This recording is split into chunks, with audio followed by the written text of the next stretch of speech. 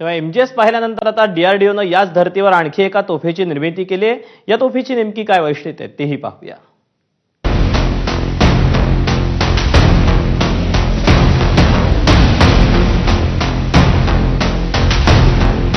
Indian डिफेन्समध्ये एक मोठा turning point म्हणजे आपण हा आर्टिलरी पाहू शकतो. याला म्हणतात advance towed artillery gun system. आपल्याबरोबर प्रेम बोरसे सर आहेत, सायंटिस्ट आहेत DRDOमध्ये. त्यांच्याशी आपण बोलूया.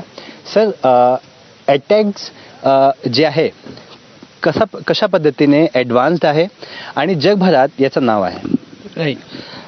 एटॅक्स गन जसं तुम्ही आता म्हटलात की ही जगातली अशी एक गन आहे जी कमी वेळात डेव्हलप झालेली आहे आणि याची जी रेंज आहे म्हणजे जे मारा आपण ज्याला म्हणतो तो मारा 48 किलोमीटर्स आहे. तर जे आता सध्या आपल्याकडे जे बारूद आहे म्हणजे अम्युनिशन ज्याला आपण म्हणतो, तर त्या अम्युनिशन जर आपण यांनी फायर केलं तर ते 48 किलोमीटरपर्यंत आपण याच्यामध्ये जाऊ शकतो. आणि आपण जर दाखवलं तर इथे काय म्हणजे हे बुलेट्स आहे आणि ह्यात किती आपण लावतो एका वेळेत बुलेट? नाही, हे याला आपण अम्युनिशन म्हणतो. हां, हे जे अम्युनिशन आहे तर याच्यामध्ये आपण 6 अम्युनिशन टाकतो, 8 सॉरी. आणि हे सगळं ऑटोमॅटिक आहे. याला ऑटोमॅटिक इन द सेन्स की याला असं पिक करतो आपण आणि हे आतमध्ये जातं आणि फायरिंग हे सगळं ऑटोमॅटिक होतं. म्हणजे तुमचं जे काही वेळ आहे तो इथे वाचतो फायरिंगसाठी.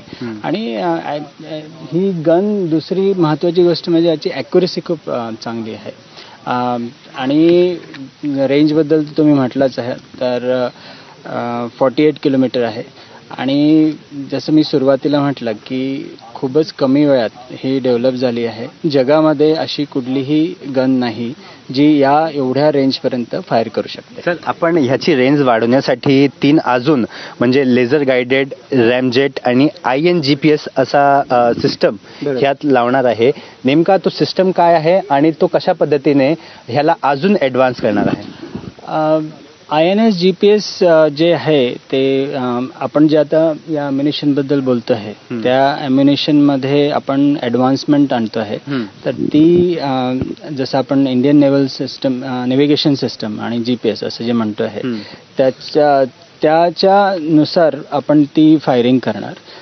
लेझर इग्निशनमध्ये जी सध्या आता जी कन्व्हेन्शनल इग्निशन सिस्टम आहे ती न वापरता आपण लेझर इग्निशन वापरणार आहे.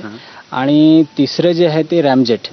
तर रॅमजेटमुळे काय होणार आहे की याची जी रेंज आता आपण 48 किलोमीटर म्हणतोय ती पुढे आपण 80-85 किलोमीटरपर्यंत आपण त्याला घेऊन जाऊ शकतो. एक युनिट म्हणजे ही आणि तो ट्रक असा मिळून एक युनिट आहे. आणि ह्याला डिप्लॉय करण्यात कसं आपण म्हणजे जर कुठला हिली एरिया असेल, आपण MGS पाहिला ज्याच्यावर सेम ही गनच तिथे इन्स्टॉल करण्यात आली आणि त्याला कुठे डिप्लॉय करण्यात तो इझी असतो. बरोबर. ह्या अशा फॉर्ममध्ये त्याला डिप्लॉय करणे म्हणजे किती अवघड असतं? या अशा फॉर्ममध्ये फार तसं बघितलं तर हे फार सोपं आहे.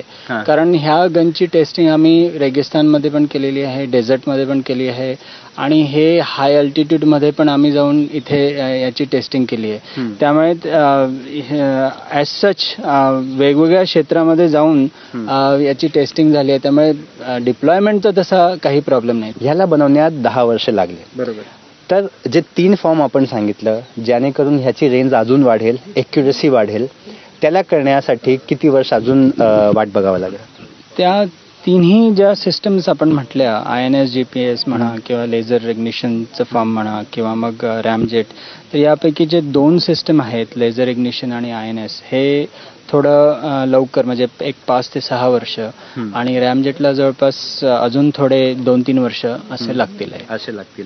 तर आपण पाहू शकता की किती ॲडव्हान्स डिफेन्स सिस्टम झालेला आहे आणि येत्या 5-6 वर्षात अजूनही ॲडव्हान्स होण्याचा बोललं जातं. ह्या व्यतिरिक्त ह्याची ॲडव्हान्स आणि फीचर बघून आता देशात नव्हे तर परदेशातूनही देखील याचे ऑर्डर यायला लागले. कॅमेरा पर्सन प्रशांत मानेसह सूरज ओझा, ABP माझा, पुणे.